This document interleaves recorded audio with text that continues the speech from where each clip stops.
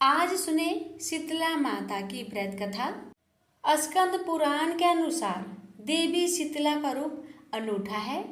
देवी शीतला का वाहन गधा है। देवी शीतला अपने हाथ के कलश में शीतल पेय, दाल के दाने और रोगाणु नाशक जल रखती है, तो दूसरे हाथ में झाड़ू और नीम के पत्ते रखती है।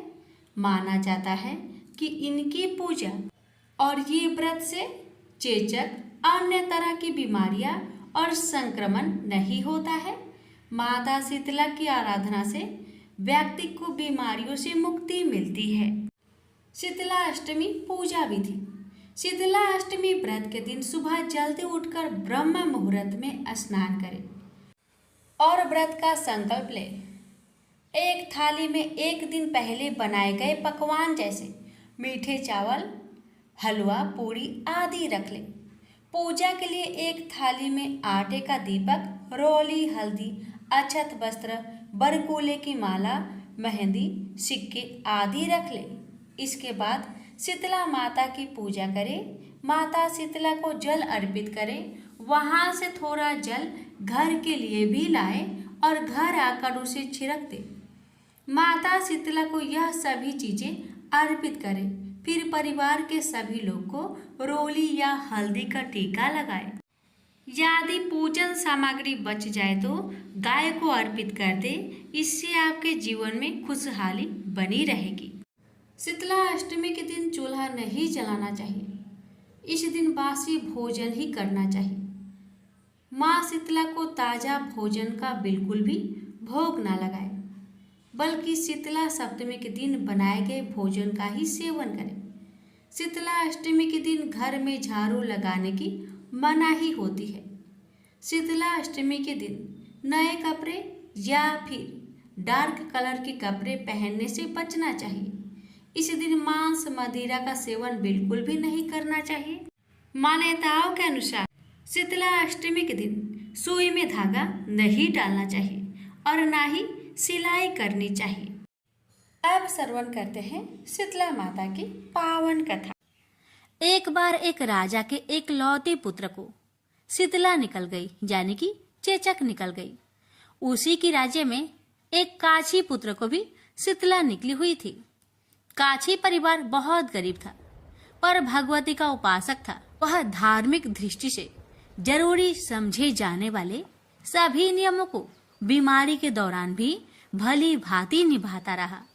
घर में साफ सफाई का विशेष ख्याल रखा जाता था। नियम से भगवती की पूजा होती थी। नमक खाने पर पाबंदी थी। सब्जी में ना तो छौंक लगता था और ना कोई वस्तु भुनी तली जाती थी। गरम वस्तु न वह स्वयं खाता, न शीतला वाले लड़के को देता था। ऐसा करने से उसका पुत्र शीघ्र ही ठीक हो गया। उधर जब राजा के लड़के को शीतला का प्रकोप हुआ, तब से उसने भगवती के मंडप में सतचंडी का पाठ शुरू कर रखा था। रोज हवन व रोज बलिदान होते थे। राज पुरोहित भी सदा भगवती की पूजन में निमग्न रहते थे। राजमहल में रोज कढ़ाई चढ़ती, विविध प्रकार के गर्म स्वादिष्ट भोजन बनते। सब्जी के साथ कई प्रकार के मांस भी पकते थे। इसका परिणाम ये होता कि उन लजीज भोजनों के गंध से राजकुमार का मन मचल उठता। वह भोजन के लिए जिद करता। एक तो राजपुत्र और दूसरे एकलौता।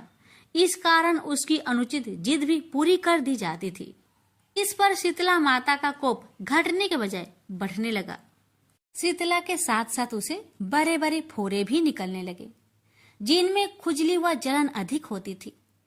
शीतला की शांति के लिए राजा जितने भी उपाय करता, शीतला का प्रकोप उतना ही बढ़ता जाता, क्योंकि अज्ञानतावश राजा के यहाँ सभी कार्य उल्टे हो रहे थे। इससे राजा और अधिक परेशान हो उठा। उसकी समझ में नहीं आ रहा था कि इतना सब होने के बाद भी शीतला का प्रकोप शांत क्यों नहीं हो रहा है। एक दिन राजा के गुप्तचरों ने उन्हें बताया कि काछी पुत्र को भी शीतला निकली थी, पर वह बिल्कुल ठीक हो गया है। यह जानकर राजा सोच में पड़ गया कि मैं शीतला की इतनी सेवा कर रहा हूँ, जब अनुष्ठान में कोई भी कमी नहीं रह रहा, पर मेरा पुत्र अधिक रोगी होता जा रहा है। जबकि काछी पुत्र बिना सेवा पूजा के ही ठीक हो गया। इसी सोच में उसे रात भर नींद न आई। श्वेत वस्त्र धारिणी भगवती ने उसे सपने में दर्शन देकर कहा, हे राजन, मैं तुम्हारी सेवा अर्चना से प्रसन्न हूँ, इसलिए आज भी तुम्हारा पुत्र जीवित है। इसके ठीक न होने का कारण यह है कि तुमने शीतला के समय पालन करने योग्य नियमों का उल्लंघन किया है। तुम्हें ऐसी हालत में नमक का प्रयोग बंद करना चाहिए। नमक से रोगी के फोड़ों में खुजली होती है। घर की सब्जियों में छौंक नहीं लगाना चाहिए, क्योंकि इसकी गंध से रोगी का मन वस्तु को खाने के लिए ललचाता है।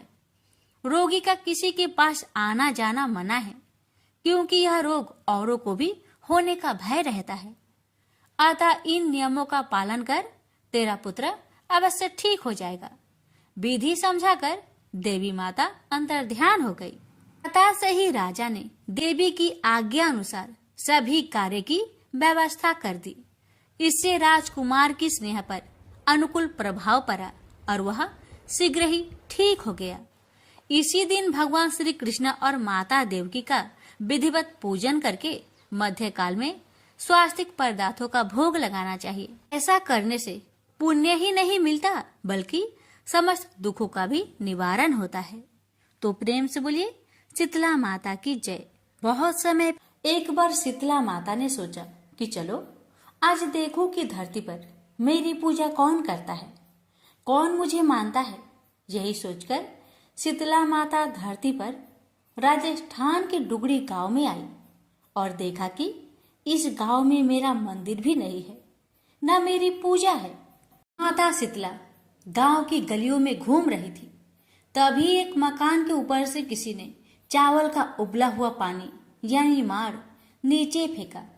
वह उबला पानी शीतला माता के ऊपर गिरा, जिससे शीतला माता के शरीर में छाले फफोले पड़ गए।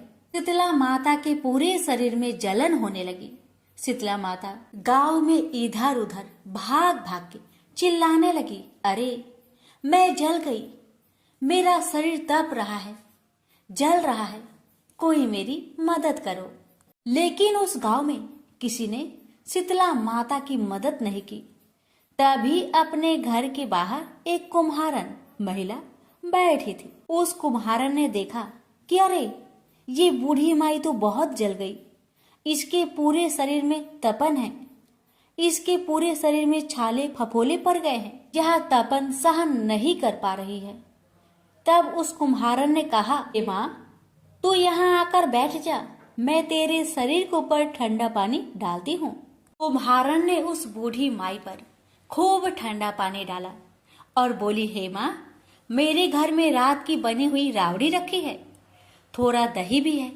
शीतला माता ने ठंडी ज्वार के आटे की रावड़ी और दही खाया, इससे शरीर में ठंडाई मिली। तब उस कुम्हारन ने कहा, आ माँ बैठ जा, तेरे सिर के बाल बिखरे हैं, ला मैं तेरी चोटी गुथ देती हूँ।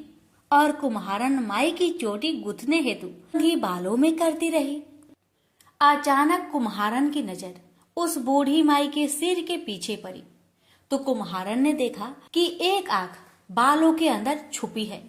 यह देखकर वह कुम्हारन डर के मारे घबराकर भागने लगी। तभी उस बूढ़ी माई ने कहा, रुक जा बेटी, तू डर मत, मैं कोई भूत प्रेत नहीं हूँ, मैं शीतला देवी हूँ। मैं तो इस धरती पर देखने आई थी कि मुझे कौन मानता है, कौन मेरी पूजा करता है। इतना कहा माता 4 भुजा वाली हीरे जवाहरत के आभूषण पहने, सिर पर स्वर्ण मुकुट धारण किए अपने असली रूप में प्रकट हो गई। माता के दर्शन कर कुम्हारन सोचने लगी कि अब मैं गरीब इस माता को कहाँ बैठाऊं। तब माता बोली, हे बेटी तू किस सोच में पड़ गई। तब उस कुम्हारन ने हाथ जोड़कर आंखों में आंसू बहाते हुए कहा, हे माँ मेरे घर में तो चारों तरफ दरिद्रता है, बिखरी हुई है, मैं आपको कहाँ बैठाऊं। मेरे घर में ना तो चौकी है, ना बैठने का आसन। तब शीतला माता प्रसन्न होकर उस कुम्हारन के घर पर खड़ी हुई। गधे पर बैठकर एक हाथ में झाड़ू, दूसरे हाथ में डलिया लेकर उस कुम्हारन के घर की दरिद्रता को झाड़कर डलिया में भरकर फेंक दिया और उस कुम्हारन से कहा, बेटी, मैं तेरी सच्ची भक्ति से प्रसन्न हूँ। अब तुझे जो भी चाहिए मुझसे वरदान मांग ले।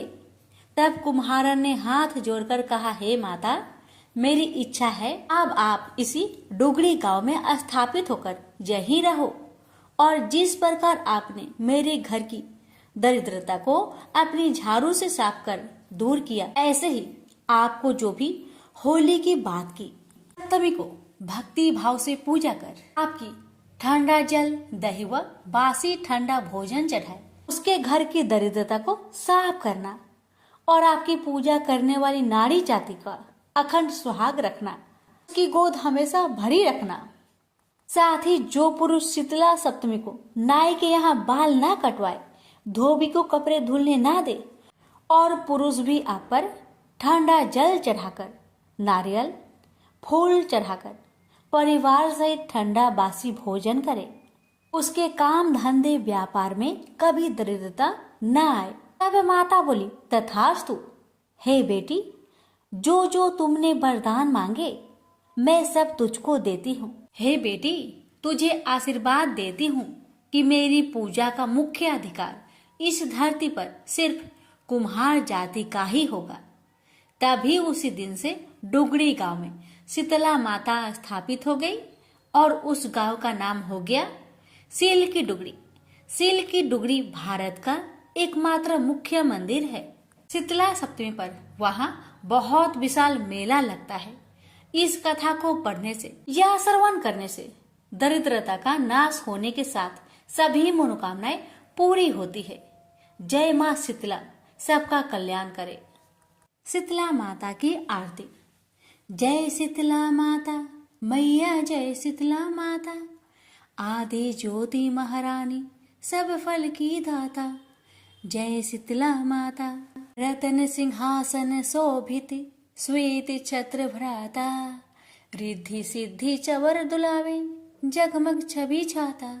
जय शीतला माता, विष्णु श्वेत ठाठे, सेवे शिवधाता, वेद पुराण वर्णत पार नहीं पाता। जय शीतला माता, इंद्र मृदंग बजावत, चंद्र वीणा हाथा, सूरज ताल बजाते, नारद मुनि गाता। जय शीतला माता, घंटा शंख सहनाई, बाजे मन भाता, करे भक्त जन आरती, लखी लखी हर हाता। जय शीतला माता, ब्रह्मा रूप वरदानी, तुम ही तीन काल ज्ञाता, भक्तन को सुख देनो, मातु पिता भ्राता। जय शीतला माता, जो भी ध्यान लगावे, प्रेम भक्ति लाता, सकल मनोरथ पावे, भाव निधि तर जाता। जय शीतला माता, रोगन से जो पीड़ित, कोई शरण तेरी आता, कोढ़ी पावे निर्मल काया, अंध नेत्र पाता। जय शीतला माता, बाज पुत्र को पावे, दरिद्र कट जाता, ताको भजे जो नाही, सिर धुनि पछताता।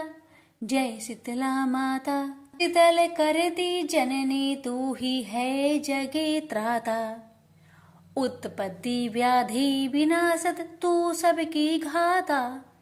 जय शीतला माता, दास विचित्र कर जोड़े, सुन मेरी माता, भक्ति अपनी दीजिए और न कुछ भाता।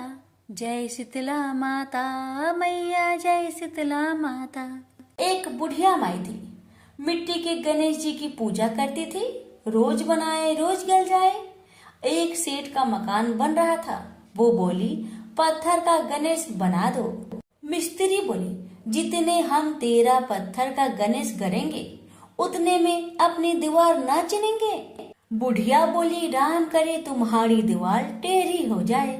अब उनकी दीवार टेढ़ी हो गई, वो चीने और ढा देवे, चीने और ढा देवे। इस तरह करते करते शाम हो गई। शाम को सेठ आया, उसने कहा, आज कुछ भी काम नहीं किया, वो कहने लगे, एक बुढ़िया आई थी, वो कह रही थी मेरा पत्थर का गणेश गर दो। हमने नहीं गरा तो उसने कहा तुम्हारी दीवार टेढ़ी हो जाए। तब से दीवार सीधी नहीं बन रही है, बनाते हैं और ढा देते हैं। सेठ ने बुढ़िया को बुलवाई। सेठ ने कहा, हम तेरा सोने का गणेश गढ़ देंगे, हमारी दीवार सीधी कर दो। सेठ ने बुढ़िया को सोने का गणेश गढ़ दिया। सेठ की दीवार सीधी हो गई। जैसे सेठ की दीवार सीधी की, वैसे सबकी करना। कहानी कहने वाले, सुनने वाले, हुक्कार भरने वाले सभी पर अपनी कृपा सदा बनाए रखना। प्रेम से बोलिए गजानंद भगवान की जय।